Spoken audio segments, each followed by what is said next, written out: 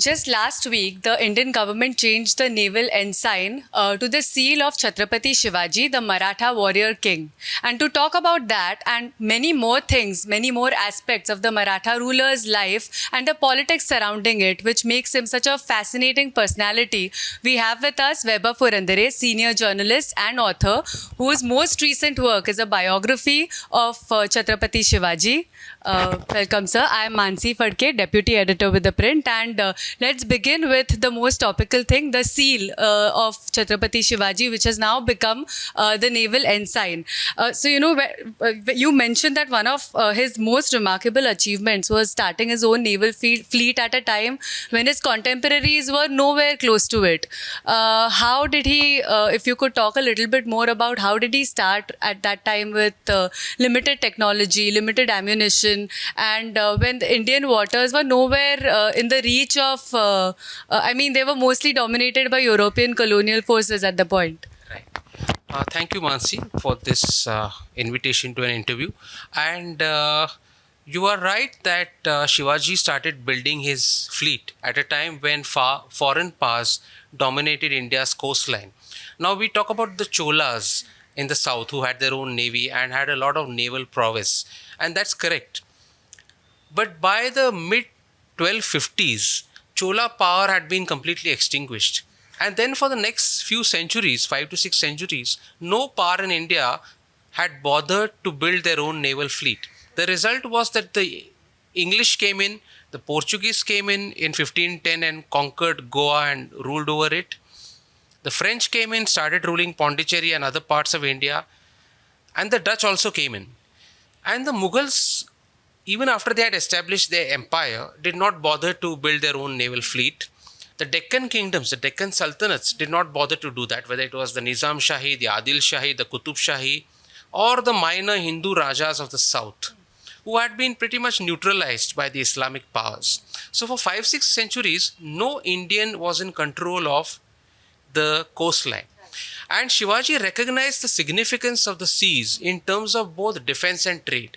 If the Mughal emperor and his family, or the Bijapur Badshah and his family wanted to go to Mecca and Medina, then they had to go via the sea route. Right. And they needed approvals and licenses from the Portuguese or the British to take that ship, to take that boat, to go there. It was something so basic, and still the power of the sea had not been recognized. So Shivaji, when he is 28, 29 years old, in the year 1658-59, starts building his own naval fleet. The Marathas have very basic technology. In fact, they have almost zero technology. So Shivaji very intelligently borrows technology from the Portuguese, from Portuguese shipbuilding experts. And Mughals and the others complained to the Portuguese that your experts are now working with Shivaji to build his naval fleet. What's going on? And the Portuguese response is that we have nothing to do with this. He has taken over our experts and he's paying them, and we are helpless. We haven't deputed them, and we are not helping Shivaji in any way. The same thing happens with the British. They get extremely concerned, and the British factory records of the time reveal that they complain that their own British marine engineers have gone over to Shivaji's side because Shivaji is paying them handsome wages to build ships. So he employs British experts, he employs Portuguese experts, and while employing these experts to build his own naval fleet, he also starts training the Marathas and other locals in how to build ships and how to carry out this whole naval enterprise as a whole. So he systematically builds his enterprise, and that's remarkable for the age.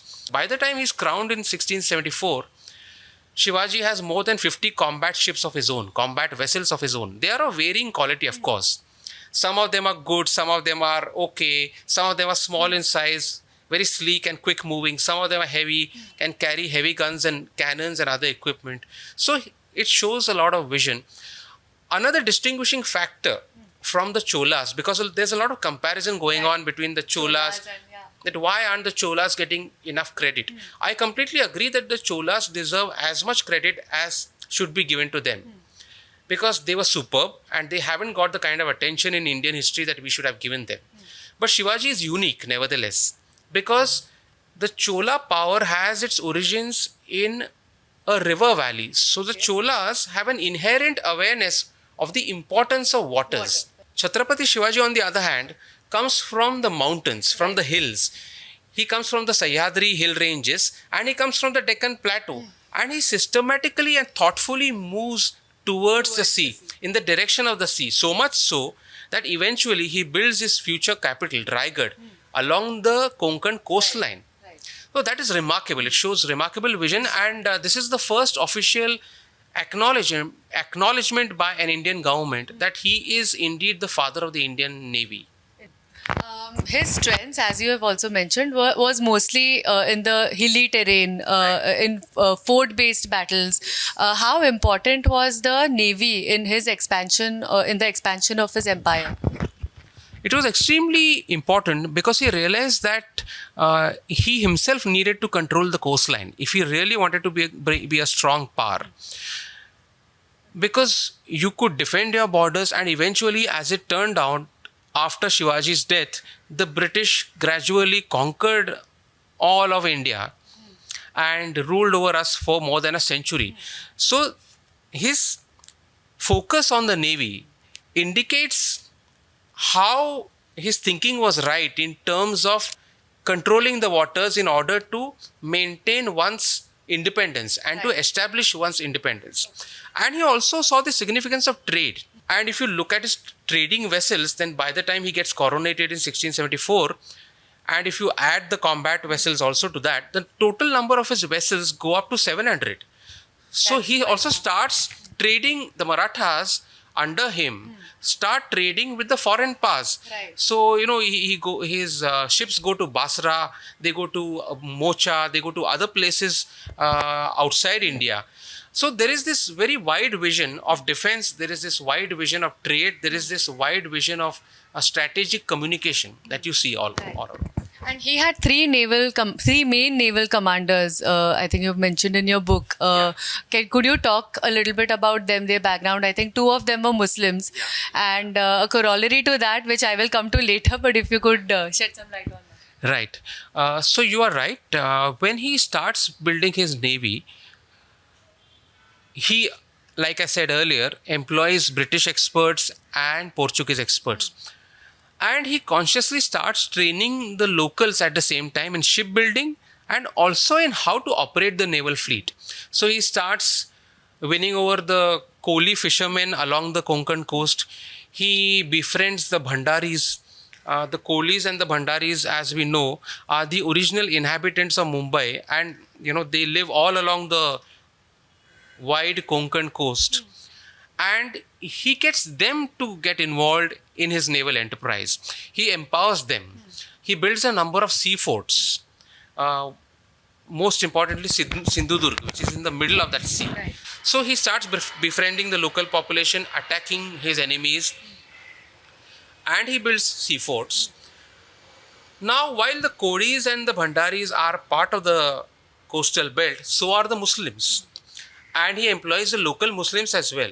So while he is building what is essentially, in my view, a Hindu polity, and he's responding to a lot of Islamic fanaticism against him, a fanaticism that has crept into the state of Bijapur and increasingly under Aurangzeb into the Mughal Empire, he is not against Islam.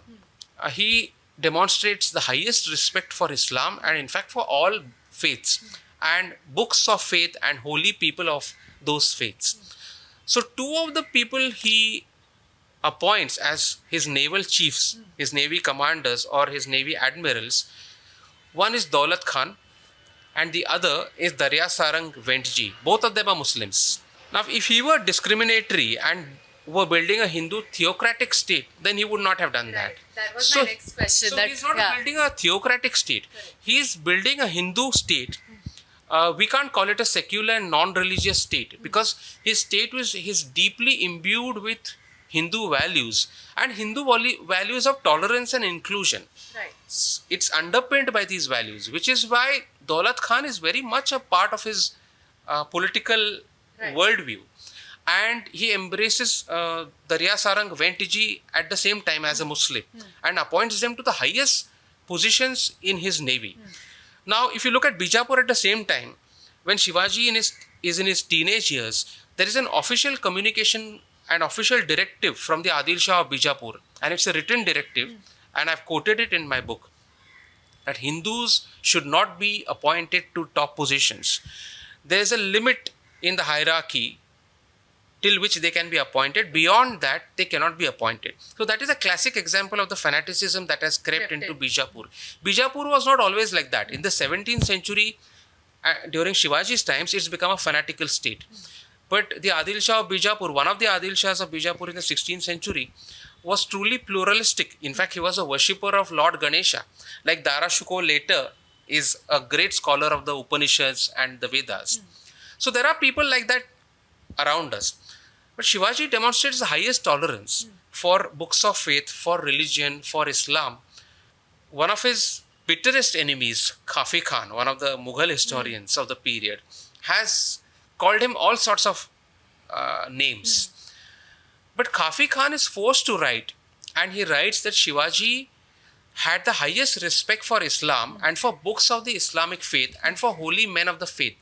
So Khafi Khan writes that if Shivaji had instructed his soldiers that if any one of them, while attacking a place or going somewhere, or came across a copy of the Quran, they must return it to the rightful owner of that book and respectfully, with due respect. Right. So this is the kind of respect for faith that he demonstrates. And it goes beyond Islam as well. Right. It embraces Christianity as well. So when Shivaji carries out his raid of Surat, his first raid of Surat in the year 1664, then there's the French Capuchin mission in Surat, and there are Christian priests over there.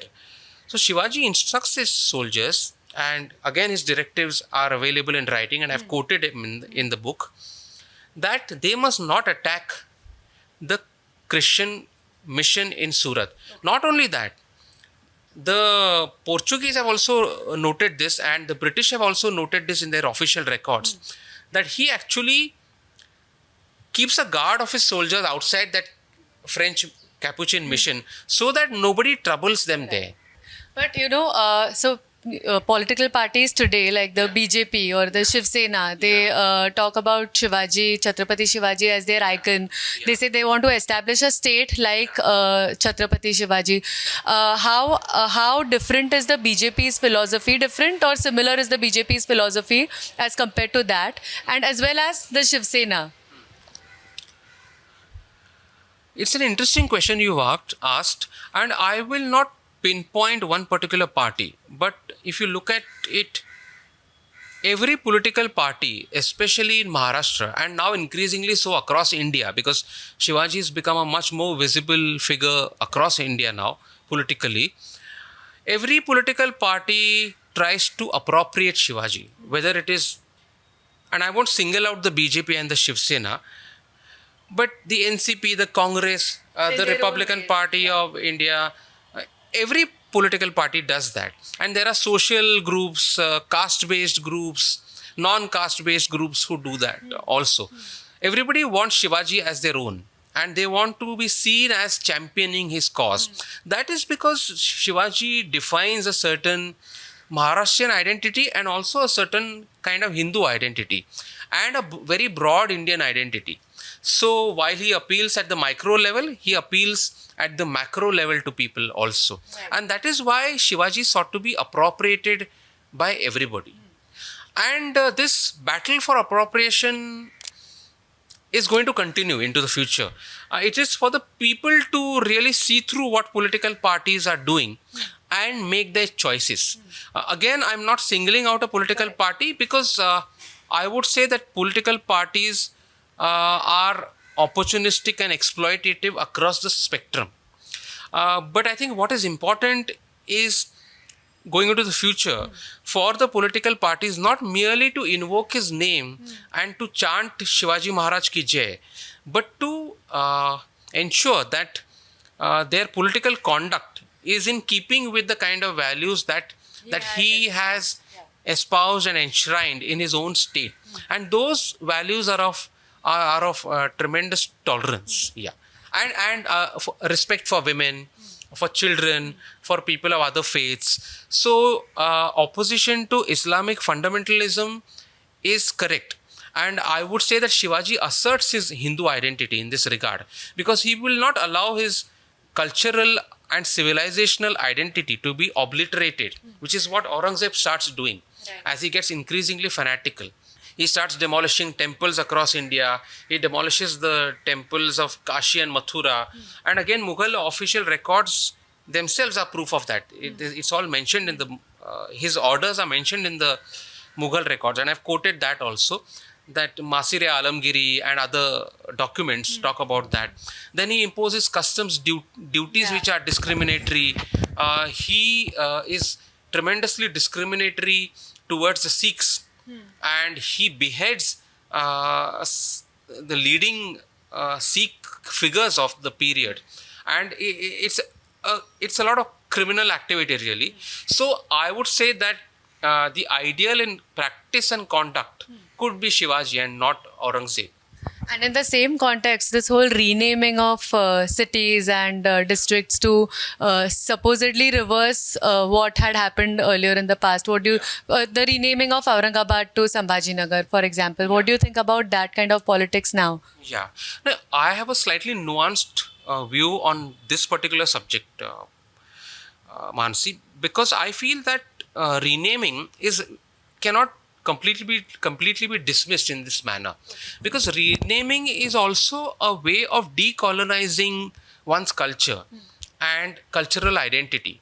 Now, Aurangabad was named after Aurangzeb and by Aurangzeb himself when he was governor of the Deccan. In fact, even before he was crowned the Mughal emperor. So I don't, honestly and frankly, I can straight away say I don't see anything wrong in renaming certain places. So if, say, the Portuguese called Mumbai Bombay because they cannot simply pronounce the name, and if the name is reverted or brought back to Mumbai, then I don't see anything wrong with that. I feel that it is necessary to decolonize Indian society.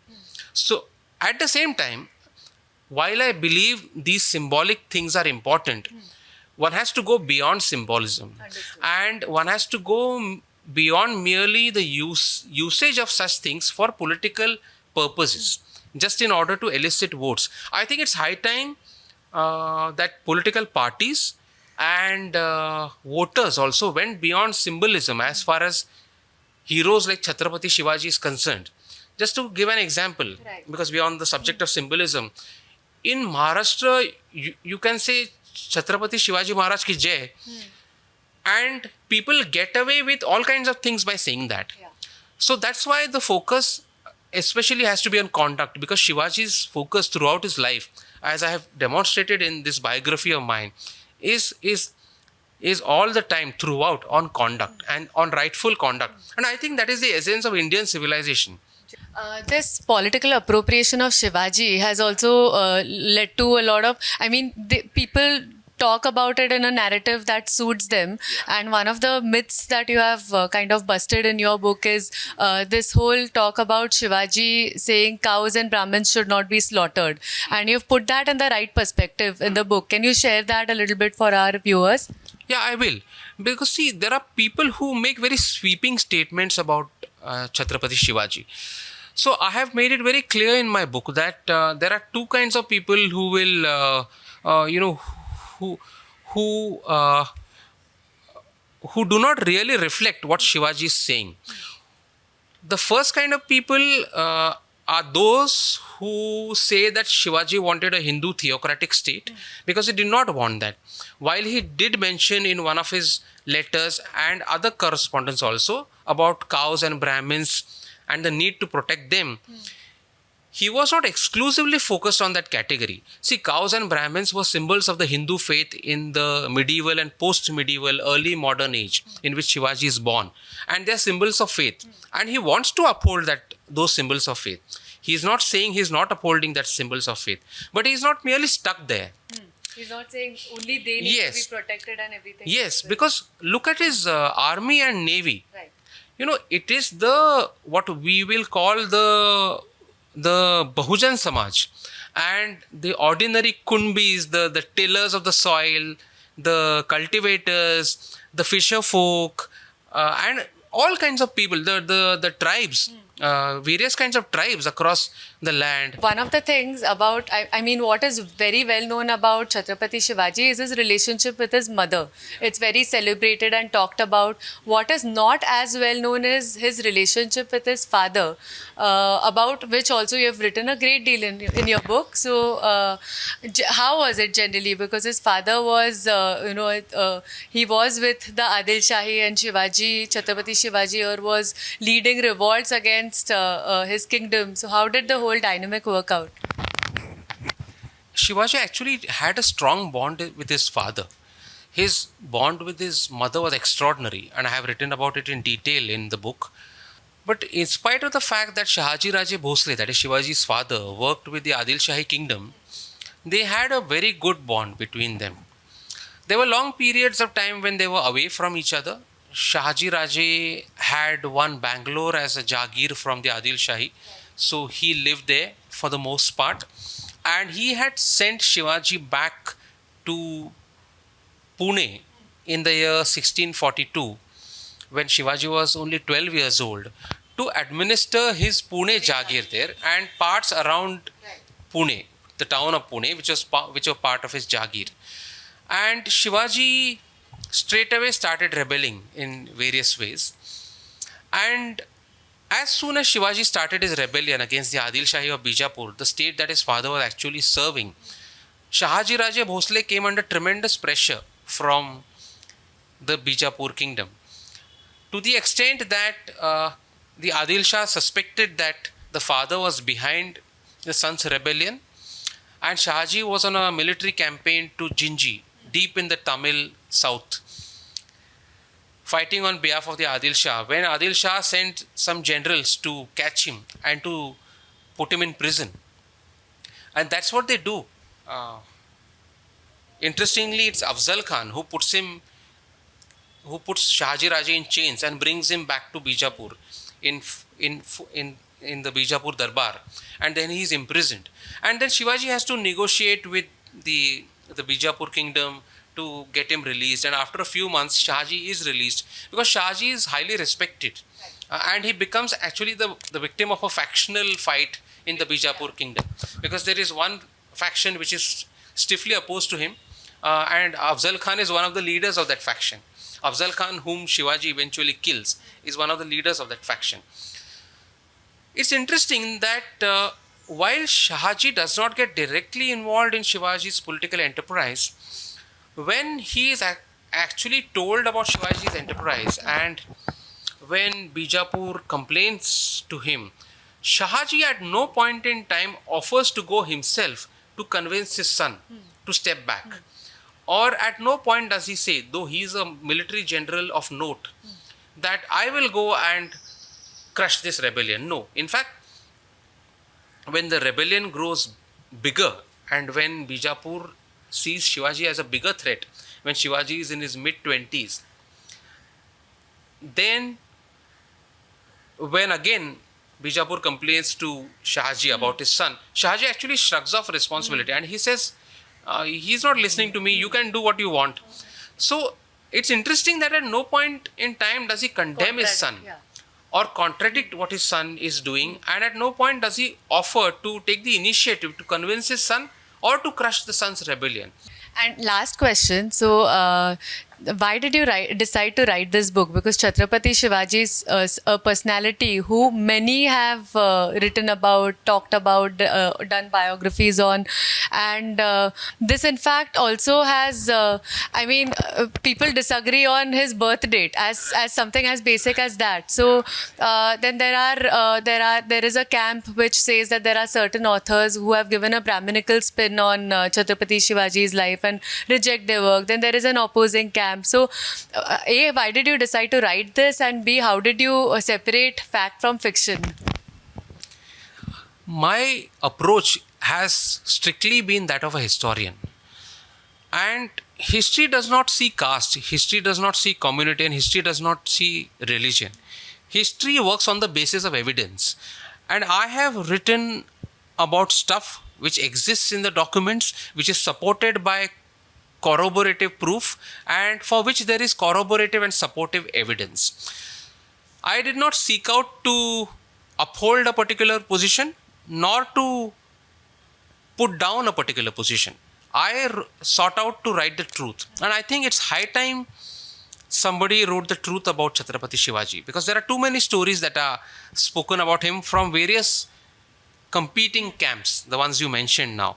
There are 2-3 big reasons why I have written this book, why I chose to write the book. One is Shivaji is a singular figure, a unique figure in the early modern history of India. And I completely disagree with this point of view that there's a lot written about Shivaji. There isn't actually. The English biographies that we are still relying on, those of Jadunath Sarkar and Dennis Kincaid, who was a British official, are hopelessly outdated. And they are packed with details which are out of date. They have the wrong birth date, the point that you mentioned. They have many other wrong things. They perpetuate a lot of myths which are totally incorrect. I'll give you an example. If you are in Maharashtra, anybody who has lived in Maharashtra and now even across India because of the movie on Tanaji made by Bollywood, there is this famous saying and legend associated with the Tanaji episode that Tanaji conquers one of the key forts, Kondhana, from the Mughals, and he dies in the process, sacrifices his life in the process. And the legend, which is universal, says that when he dies, Shivaji says, "Gad ala pan Siva gela." In Hindi, it means "Gad to hum jeet gaye, lekin mera sih gaya."